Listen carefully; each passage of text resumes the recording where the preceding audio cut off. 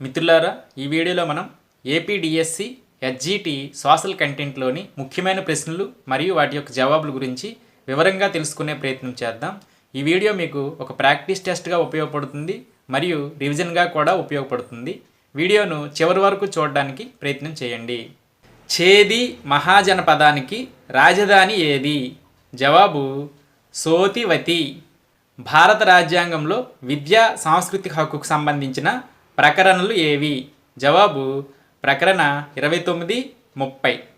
1940వ సంవత్సరంలో వర్లీ తిరుగుబాటు జరిగిన రాష్ట్రం ఏది? జవాబు మహారాష్ట్ర. రాష్ట్రాల సరిహద్దులకు సంబంధించి సరికాని అంశాన్ని గుర్తించండి.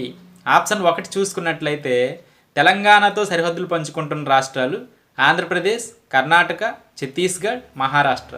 ఇది సరి అయినదే. రెండో ఆప్షన్ చూసుకున్నట్లయితే ఒడిస్సాతో సరిహద్దులు పంచుకుంటున్న రాష్ట్రాలు పశ్చిమ బెంగాల్, జార్ఖండ్, ఆంధ్రప్రదేశ్, మధ్యప్రదేశ్ అని ఇచ్చాడు. ఇది సరికాదు. కాబట్టి జవాబేమో ఆప్షన్ 2. సరికాని అంశమేమో ఆప్షన్ 2 అవుతుంది. ఆర్థిక బిల్లులు వీరి అనుమతి పొందిన తర్వాత మాత్రమే శాసనసభలో ప్రవేశపెట్టాలి. జవాబు గవర్నర్. ప్రధానమంత్రి కౌశల్ వికాస్ యోజన PMKY ప్రారంభించబడిన సంవత్సరం? జవాబు 2015. ఆంధ్రప్రదేశ్లోని జిల్లాలు వాటి ప్రధాన కేంద్రాలకు సంబంధించి సరికాని జతను గుర్తించండి అని ఇవ్వడం జరిగింది. అల్లూరి సీతారామరాజు పాడేరు, ఇది సరి అయిందే. BR అంబేద్కర్ కోనసీమ అమలాపురం, ఇది కూడా సరి అయిందే. పల్నాడు మాచర్ల అని ఇవ్వడం జరిగింది, కానీ పల్నాడు జిల్లా కేంద్రమేమో నరసారావుపేట, కాబట్టి ఇది సరికానిది. ఆప్షన్ 3 అనేది జవాబు అవుతుంది.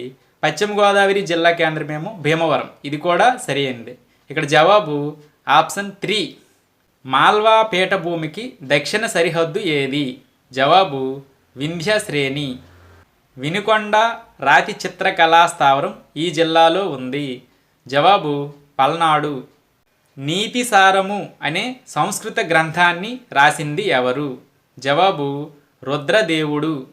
బంగ్లాదేశ్తో సరిహద్దు పంచుకోని భారతీయ రాష్ట్రం ఈ క్రింది వానిలో ఏది? జవాబు ఇక్కడ సిక్కిం. మిజోరాం, త్రిపుర, పశ్చిమ బెంగాల్ అనేవి బంగ్లాదేశ్తో సరిహద్దుని పంచుకుంటున్నాయి. ఒక్క సిక్కిం మాత్రం పంచుకోవట్లేదు, కాబట్టి జవాబు ఆప్షన్ 3 అవుతుంది. సయ్యద్ వంశ స్థాపకుడు? జవాబు కెజర్ ఖాన్. బ్రిటిష్ వారి కాలంలో భారతదేశంలో పర్షియన్ భాష చదవగల, రాయగల, బోధించగల వ్యక్తిని ఎలా పిలిచేవారు? జవాబు మున్షి. సుస్థిరాభివృద్ధి లక్ష్యాలలో 11వది ఏది? జవాబు సుస్థిరమైన నగరాలు మరియు సమాజాలు. సిద్ధవటం కోట ఈ నది ఒడ్డున కలదు. జవాబు పెన్నా నది. ప్రముఖ పర్యావరణ కార్యకర్త గెట్రా థన్బర్గ్ ఈ దేశానికి చెందినది. జవాబు స్వీడన్. భారత రాజ్యాంగంలోని ఈ అధికరణ స్థానిక స్వపరిపాలనను సూచిస్తుంది. జవాబు ఆర్టికల్ 40. ప్రపంచంలో నాణ్యమైన ఇనుపు ధాతువును అధికంగా ఉత్పత్తి చేస్తున్న దేశం ఏది? జవాబు బ్రెజిల్. భౌగోళిక స్వరూపం ఆధారంగా భౌతిక మార్కెట్ పరిధిలోకి రాని మార్కెట్ను గుర్తించండి అన్నాడు. ఇక్కడ ఇచ్చినటువంటి ఆప్షన్లో పొరుగు మార్కెట్లు అనేది సరైన ఆన్సర్ అవుతుంది. అన్నమయ్య జిల్లా ప్రధాన కేంద్రం ఏది? జవాబు రాయచోటి.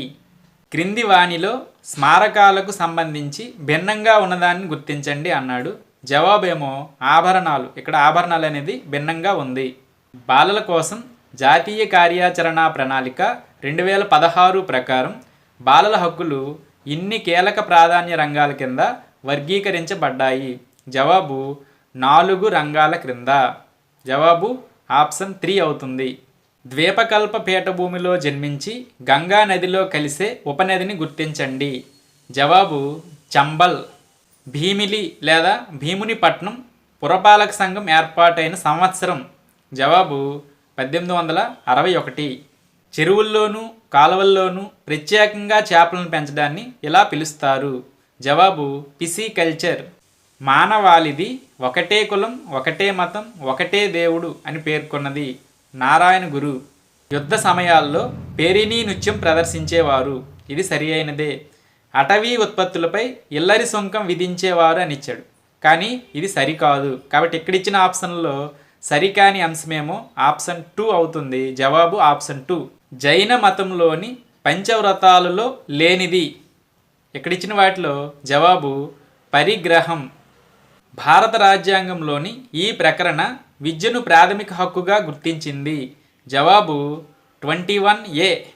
పర్యాటక ప్రదేశమైన భవానీ ద్వీపం ఈ నగరానికి సమీపంలో ఉంది. జవాబు విజయవాడకు. ఈ వీడియో కనుక మీకు నచ్చినట్లయితే దయచేసి లైక్ చేయండి. కుదిరితే సబ్స్క్రైబ్ చేయడానికి ప్రయత్నించండి. ధన్యవాదాలు.